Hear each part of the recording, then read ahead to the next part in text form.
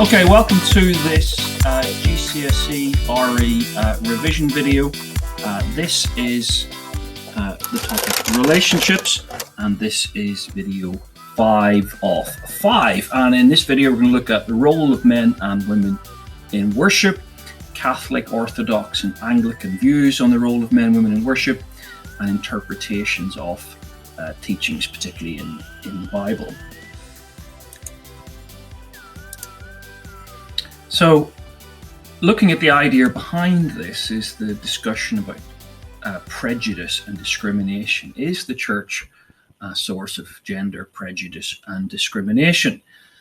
Is its teaching, does it or does it not discriminate? So, gender equality in general and the changing relationship between men and women, it's one of the most significant changes perhaps in our society and in recent times across the world. In the UK, men and women have had equal rights in employment, and discrimination on the basis of gender is illegal.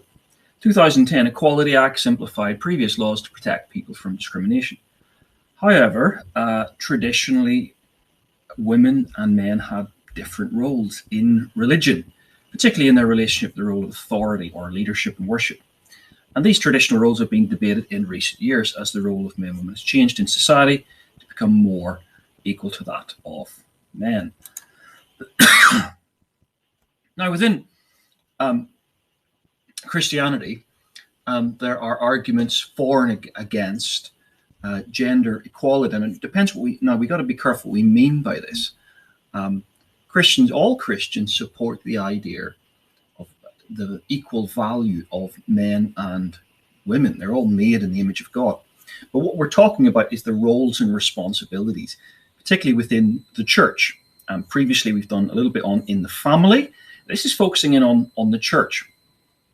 Now, it's important to think about this clearly. Now, on one side of the argument, we can look at the life of Jesus and say how normal it was a very sexist society, how normal it was for men to take up positions of authority, and how society was very different today than it was to then. Women are perhaps thought of as more equal in today's society and than they were back then. And what is interesting is just how radical Jesus' attitude to women is. And this is recorded in the Gospels. And for example, the Gospel of Luke alternates between a story about a man, a story about a woman, a healing about a man being healed, a woman being healed, a man being taught, a woman being taught. Jesus has this cadre of women followers who are the first at his resurrection and so on. Jesus' actions show over and over again that he respected women in a way that was radical for his culture. Women were amongst his closest followers, which would have been really unusual for any rabbi at the time. In the story of the Good Samaritan, Jesus taught that you should not discriminate against anyone, that anyone can be your neighbor.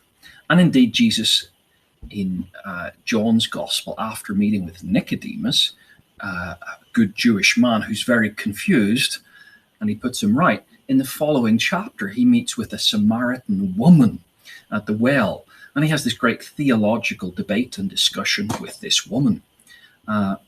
Incredible. The stories of Jesus preaching to women include in a place that was just for women, the court of women in the Jewish temple. So there's no doubt that Jesus had a very different attitude to women. All humans, Christians would say, are made in the image of God. Male and female, he made them. That means sacred and equal.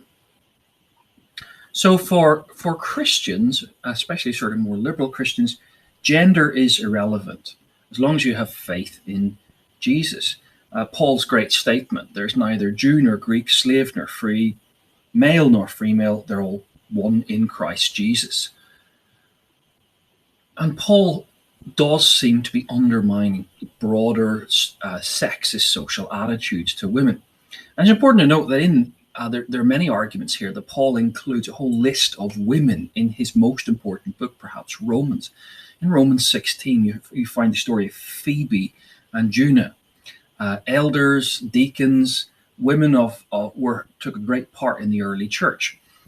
They could be presbyters. They could give out bread and wine. Women could be theologians and teachers. Paul sends Juna. So Phoebe's a deaconess, a kind of presbyter, a kind of someone in charge of things. And Juna is an apostle, and Paul says one of the great apostles.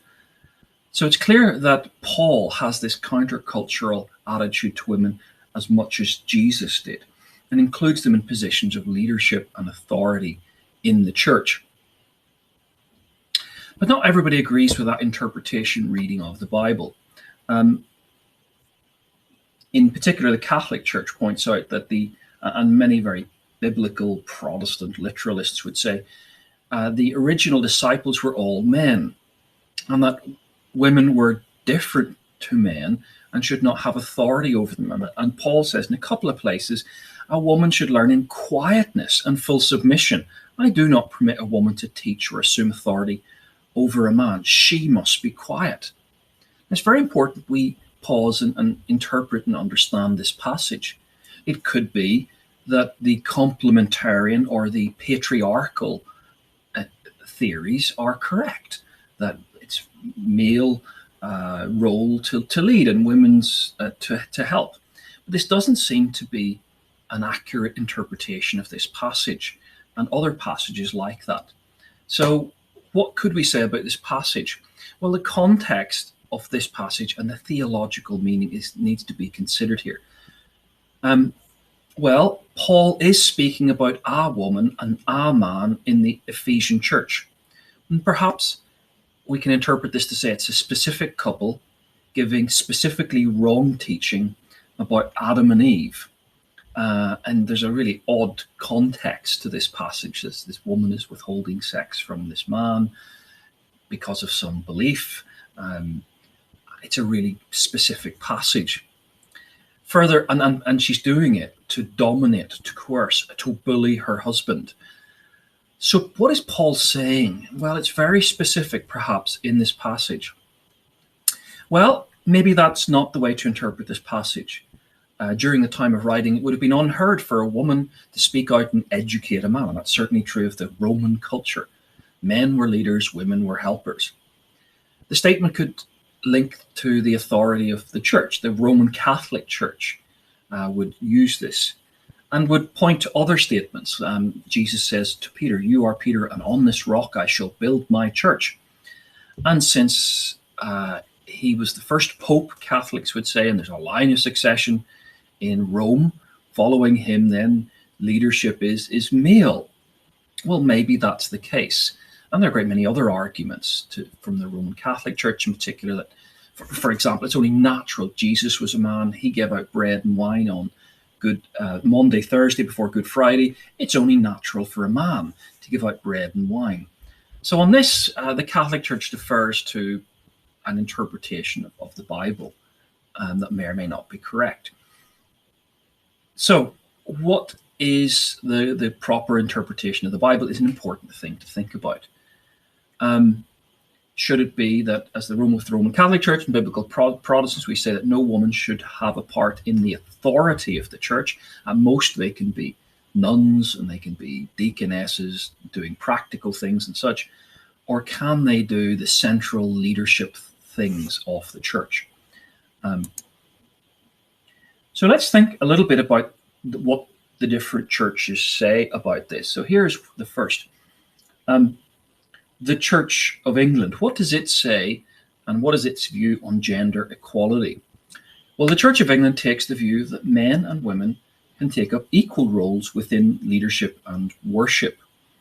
In 1994, 32 female ministers, vicars, were ordained, and the first women bishop was ordained in 2014. So in real terms, the Anglican Church is appointing women to lead churches and to be bishops even of churches.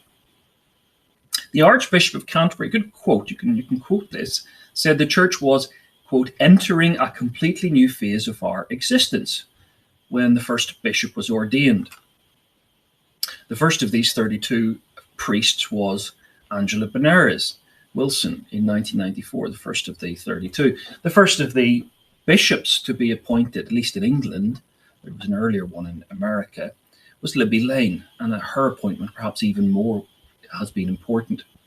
But there is still a huge imbalance in the number of male and female bishops. That's a concern for people who view the church as a hierarchy of power. Now, not all Christians see the church as a hierarchy of power. And if you have a simple church, an organic church model, then and you believe in the priesthood of all believers, then this sort of stuff becomes irrelevant. Certainly Quakers, who don't have a hierarchy of power, don't have female ministers or male ministers for that matter. And anyone can lead at any point in a Quaker service. Well, what about the Roman Catholic view and its view on gender equality? Well, women can take up active roles in worship. They can commit themselves to become a nun or a sister, taking vows to dedicate their lives to God. Women are, it's claimed, valued equally as that of men in the congregation. And they can support the church in a number of ways, serving on committees, helping ministers to lead worship. But women cannot be ordained. It's a grave moral sin to ordain a woman. It's a grave moral sin to ordain a woman, says the Pope a few years ago. Therefore, women cannot become priests in the Roman Catholic Church, never mind bishops. Men and women are equal, but they have different strengths and contributions to make to society, the Catholic Church teaches.